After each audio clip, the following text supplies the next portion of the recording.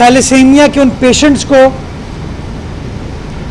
खून चढ़ाया जा सके, उनको जो तिब्बी इमदाद की ज़रूरत होती है, मेडिकल ट्रीटमेंट की ज़रूरत है, वो ट्रीटमेंट दी जा सके। तो वो फैसला जो आज से 3 साल पहले सिंध हुकूमत ने और इस फाउंडेशन ने, इस ट्रस्ट ने किया था, आज अल्हम्दुलिल्लाह आप देख सकते हैं कि वो ट्रस्ट बड़े एहसन अंदाज से चल रहे हैं और सालाना 30 मिलियन रुपए सिंध हुकूमत उस ट्रस्ट को देती है ताकि वो अखराजात अपने बेयर कर सके लोगों की ट्रीटमेंट के लिए, लोगों के हवाले से। और आज उसी ट्रीटमेंट की एक कड़ी थी कि जो थैलेसीमिया से मुतासरा अफराद हैं, जो थैलेसीमिया से मुतासरा ख़ानदान हैं, उनको माली एतबार से अपने पैरों पर खड़ा करने के लिए रोज़गार का मौका भी फराहम करना चाहिए। और इस हवाले से उन मुतासरा ख़ानदान को रिक्शे की चाबी दी गई है ताकि वो लोग भी इज़्ज़त से अपना गुज़र बसर कर सकें और मौजूदा जो माली मुश्किलात हैं उनसे निकल सकें। तो मैं समझता हूँ ये पब्लिक प्राइवेट पार्टनरशिप का एक बड़ा हसीन इम्तज़ाज सिंध हुकूमत का और इन फरिश्ता शिफ्ट लोगों का, जिन्होंने अपने बेटे की याद में ये मशल रोशन की, अपनी मशल की आगाही के लिए वो सिंध हुकूमत के पास पहुँचे और सिंध हुकूमत ने उनका हाथ थामा, उनकी मदद की ताकि इंसानियत की मदद की जा सके।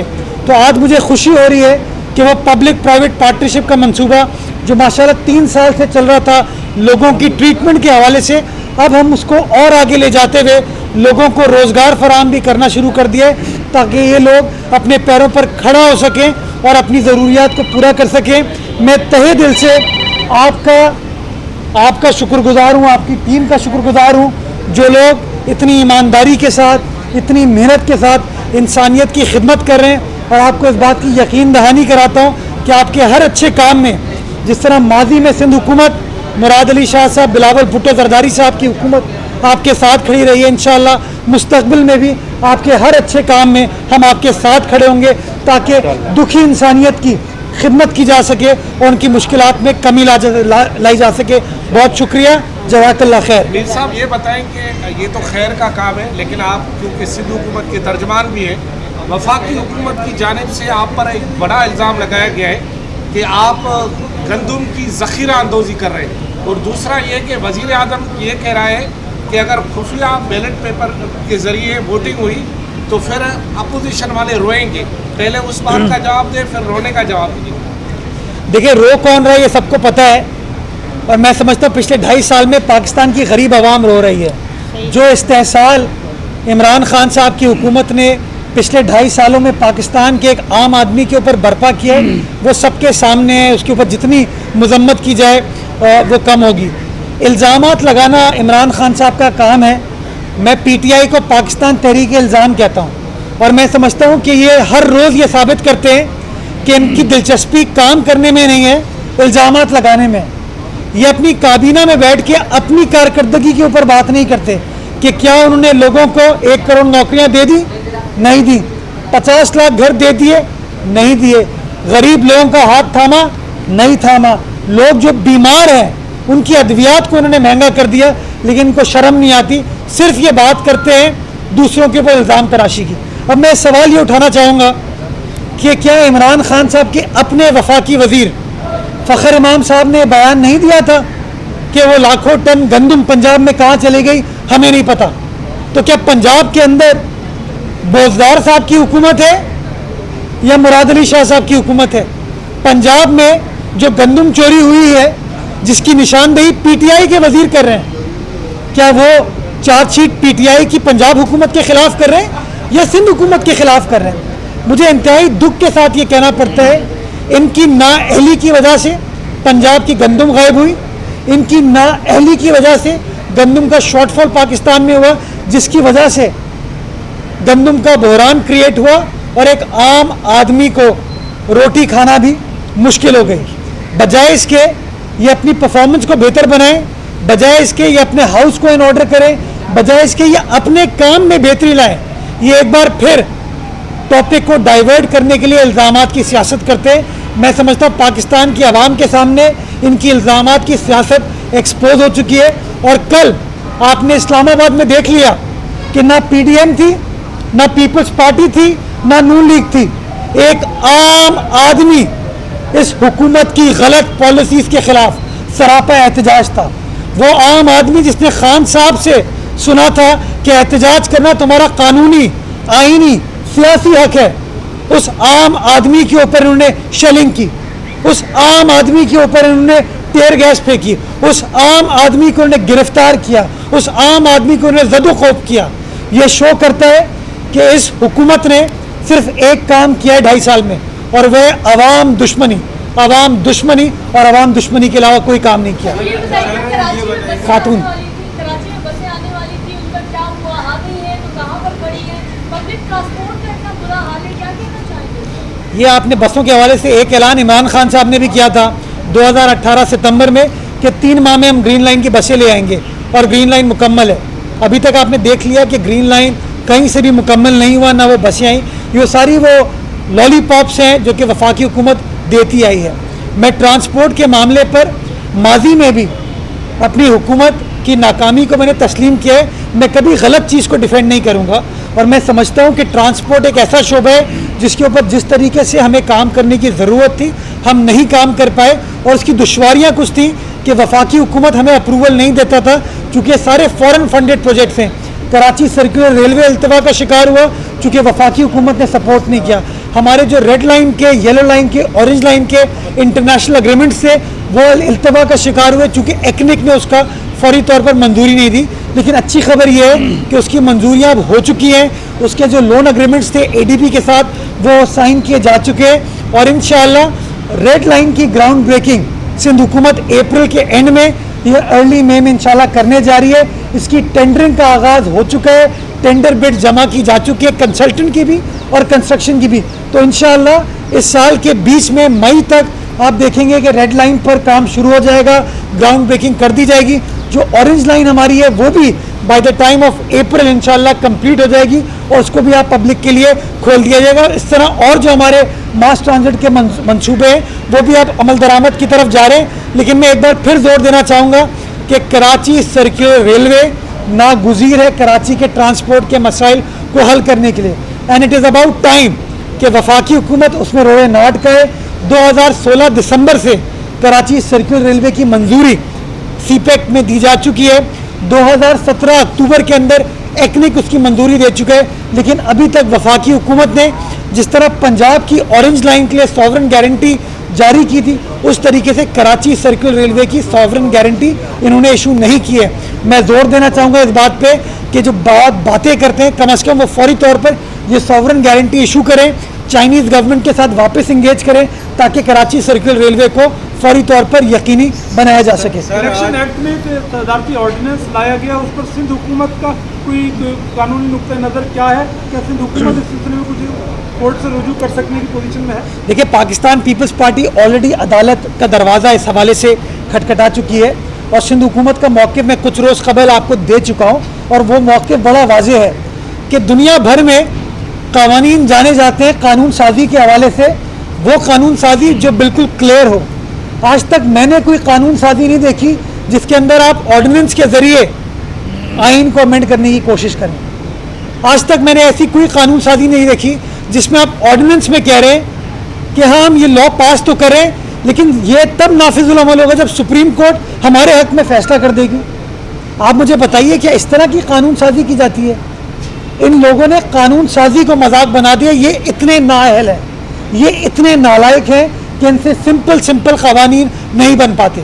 इन्होंने पहले सुप्रीम कोर्ट का वक्त ज़ाया किया सदारती रेफरेंस दायर करके, फिर उसके बाद उन्होंने आइनी तरमीम पेश की, पार्लियामान का टाइम ज़ाया किया जब इनके पास नंबर्स नहीं थे, और आपने देखा कि आइनी तरमीम को ये पास नहीं करा पाए। और अब जब ये सदारती रेफरेंस में कामयाब नहीं हो पाए, आइनी तरमीम में कामयाब नहीं हो पाए, तो अब एक ऑर्डिनेंस के ज़रिए सेनेट के इलेक्शन पे मुतासिर होने की कोशिश करें, और मैं समझता हूँ सुप्रीम कोर्ट के उस केस पर ही मुतासिर होने की कोशिश कर रहे हैं। मैं समझता हूँ गलत है, बदनीयती पर मबनी ये ऑर्डिनेंस है, और फौरी तौर पर सदर मुमलिकत को इस ऑर्डिनेंस को विड्रॉ कर लेना चाहिए। मैं एक और कानूनी बात करना चाहूँगा कि ऑर्डिनेंस की उम्र होती है 120 दिन। 120 दिन के बेसिस के ऊपर आप कोई इलेक्शन करा लेंगे तो 121वें दिन क्या होगा? वो जो आप 50 सेनेटर्स को आप इलेक्ट करवा लेंगे एक टेम्परेरी कानून के ज़रिए जब वो कानून ख़त्म हो जाएगा तब वो सेनेटर्स कहाँ पे जाएंगे। नंबर 2, अगर वो ऑर्डिनेंस अदालत में चैलेंज होता है और अदालत ये फैसला करती है कि वो ऑर्डिनेंस वॉइड एब इनिशियो है, यानी कि शुरू से नाफिजुल अमल नहीं था, तो फिर तो इलेक्शन ही मुतनाज़ा हो जाएंगे, फिर तो इलेक्शन ही गैर कानूनी हो जाएंगे। तो आप क्यों खिलवाड़ कर रहे हैं इलेक्शन कमीशन ऑफ पाकिस्तान के साथ, क्यों खिलवाड़ कर रहे हैं सेनेट इलेक्शन के साथ, क्यों खिलवाड़ कर रहे हैं उन मुस्तकबिल के 50 सेनेटर्स के साथ जो कि इलेक्शन लड़ने को तैयार हैं, लेकिन आप अपनी कंफ्यूजिंग कानून साजी की वजह से उसके उस फेयर ट्रांसपेरेंट इलेक्शन के प्रोसेस में दखल अंदाजी करने की कोशिश कर रहे हैं। मैं ये बार बार जोर देना चाहूँगा कि अगर अदालत ने इस ऑर्डिनेंस को वॉइड एब इनिशियो डिक्लेयर किया तो इन इलेक्शंस की कानूनी हैसियत ख़त्म हो जाएगी। तो क्या वापस फिर इलेक्शन कराएंगे, क्या वापस ये प्रोसेस स्टार्ट होगा? तो थोड़ा सा मैं समझता हूँ हुकूमत को समझ बूझ कर आगे बढ़ने की ज़रूरत है। इसी तरीके से काम करते रहेंगे तो कन्फ्यूजन में इजाफा होगा। ये करके आपका सवाल बयान आया है कि बलूचिस्तान में 50 से 70 करोड़ रुपए में जो है एक सीट जो है वो सेनेट की जो है वो फरोख्त होती है। उनका ये भी कहना है कि 5 साल कबल उनको भी जो है इस तरीके से खरीदने की कोशिश की गई थी। तो क्या आप समझते हैं वज़ीर आज़म साहब को भी बताना चाहिए कि 5 साल कबल उनको कौन लोग थे वो खरीदना चाह रहे थे जब ये वीडियोज़ भी लीक हो रही हैं? दूसरा सवाल आपसे ये है कि ये बड़ा अच्छा सवाल है, ख़त्म कर लेना। ये अंग्रेजी की बड़ी मशहूर कहावत है, it takes one to know one. जिन लोगों ने माजी में खरीदो फरोख्त किया उनको पता है, और वो वीडियोस आपके सामने आ गई हैं कि 2018 के इलेक्शन में खैबर पख्तूनख्वा का वज़ीर आला, खैबर पख्तूनख्वा की असेंबली का स्पीकर, खैबर पख्तूनख्वा के अरकान असेंबली के साथ किस तरीके से ख़रीदो फरोख्त कर रहा है। तो मैं समझता हूँ कि PTI ने तो अपने अमाल से हमेशा ये साबित किया है कि वो ख़रीदो फरोख्त करते हैं, और माशाल्लाह इनकी मौजूदा जो वफाकी हुकूमत है वो जहांगीर खान तरीन साहब के ATM वाले तैयारे के बगैर कायम नहीं हो सकती थी। And there is a reason why Jahangir Khan Tareen साहब इज़ कॉल्ड ATM। वो ATM किस लिए थी कि वो कैश निकाल के लोगों को दिए जाते थे ताकि वो अपनी सियासी लॉयल्टीज़ को चेंज करें और खान साहब के साथ आगे बैठे। तो इनकी तो हुकूमत इस तरीके से कायम हुई है, तो इनको तो इस तरह का सवाल जवाब नहीं करना चाहिए। लेकिन ये बात दुरुस्त है कि ख़रीदो फरोख्त के बारे में उन्हीं लोगों को पता है जो कि माजी में इसका हिस्सा रहे और आज भी वो हिस्सा हैं। जी हाफिज़। सिंध कमेटी का एक ड्राफ्ट स्क्वाड यहाँ पे इसलिए हुए और थैलेसीमिया की रोकथाम के लिए एक बिल तालिबान में मंजूर किया गया था, उसमें अमल कराना क्या? देखिए, थैलेसीमिया एक बड़ी ही ख़तरनाक मौलिक बीमारी है जिसको निमटने के लिए हम सबको अपना किरदार अदा करने की ज़रूरत है और उन पेशेंट्स को अपनाने की ज़रूरत है, मोहब्बत के साथ, खुलूस के साथ। और इसीलिए मैंने आपको अपनी प्रेस कॉन्फ्रेंस की इब्तिदा में उस खुलूस का जिक्र किया कि सिविल सोसाइटी, प्राइवेट सेक्टर इस कदम को जब लेके आगे बढ़ा तो सिंध हुकूमत ने, वज़ीर आला ने, वज़ीर सेहत ने उनका हाथ थामा, उनकी मदद की यकीन दहानी कराई। और वो यकीन दहानी सिर्फ वादे पर मबनी नहीं थी, वो यकीन दहानी अमली एतबार से काम करने की थी और उनको ग्रांट देनी शुरू की, और आज भी अल्हम्दुलिल्लाह वो ग्रांट इनको मिल रही है। तो जहाँ जहाँ इनकी मदद करने की ज़रूरत है वो मदद इंशाअल्लाह हम करते रहेंगे, इनके साथ खड़े रहेंगे। अब आपसे ये भी बात करना चाहेंगे। जी अस्सलाम वालेकुम। आज का दिन जो था, अभी बात की थी मुर्तज़ा नवाब साहब ने कि रियासत ने कहा था कि हम 50 लाख नौकरियां देंगे, वो नौकरियों को तो पता ही नहीं है। मगर आज काशिफ इकबाल थैलेसीमिया सेंटर जो एक आम फ़कीरों का डेरा है, वो ब्लड लगता है। आज यहाँ से 18-20 रक्षों से हमने रोज़गार की स्कीम का स्टार्ट ले लिया हमने। सर ये पाकिस्तान की तारीख़ में फ़र्स्ट टाइम हुआ है। दूसरा ये था कि चीफ़ मिनिस्टर पाकिस्तान की तारीख़ का ये पहला बंदा, मैं कोई इनके सामने नहीं कह रहा, मैं बता रहा हूँ कि पहला बंदा था जिसने थैलेसीमिया के बच्चों के लिए, उनकी ज़िंदगी बचाने के लिए एक बड़ी ग्रांट की मंजूरी दी थी। मैं उसको खिराज तहसीन पेश करता हूँ, किसी हुकूमत ने आज तक नहीं किया पाकिस्तान में। दूसरा यह था कि एक बिल मंजूर हुआ था 2014 के अंदर कि इसको टेस्ट को लाजमी करार दिया जाए। हम कहते हैं पूरे इंग्लैंड में 360 बच्चों को ब्लड लगता है, पूरे इंग्लैंड में 360। पाकिस्तान में 1 लाख से ज़्यादा बच्चों को ब्लड लगता है ज़िंदा रखने के लिए। आप ब्लड कहाँ से लाएंगे? 1 लाख का मतलब है कि 2 लाख बोतल ब्लड बच्चों को हर महीने चाहिए, साल की 24 लाख बोतलें ब्लड चाहिए। आप ब्लड कहाँ से लेकर आएंगे? 10 लाख लीटर उसको छोड़ें, मगर ये जो 5-6 हज़ार बच्चे पैदा हो रहे हैं, इसको हमें रोकना पड़ेगा, ताकि ये बिल जो मंजूरी की यहाँ से सिंध असेंबली से फर्स्ट टाइम यहाँ से हुआ। मैं मुर्तज़ा वाफ साहब से भी इसकी दरख्वास्त करूँगा, प्लीज़ इस बिल पे थोड़ा सा काम करें, जहाँ हमारी खिदमत हासिल है हम आपके साथ ताउन करने के लिए तैयार हैं। रोज़ाना 25-30 बच्चे रोज़ पैदा हो रहे हैं थैलेसीमिया मेजर के। इंग्लैंड में, यूरोप में 20 साल से एक बच्चा भी पैदा नहीं हुआ थैलेसीमिया मेजर का, 20 साल से। यार रोज़ाना 25-30 बच्चे पैदा होते हैं। आज का जो ये प्रोग्राम था, ये रक्षे की रोज़गार स्कीम थी, थैलेसीमिया के बच्चे बड़े हो गए, इनको रोज़ी का सिलसिला है, पता ही नहीं है किसी को भी ना सेहत में।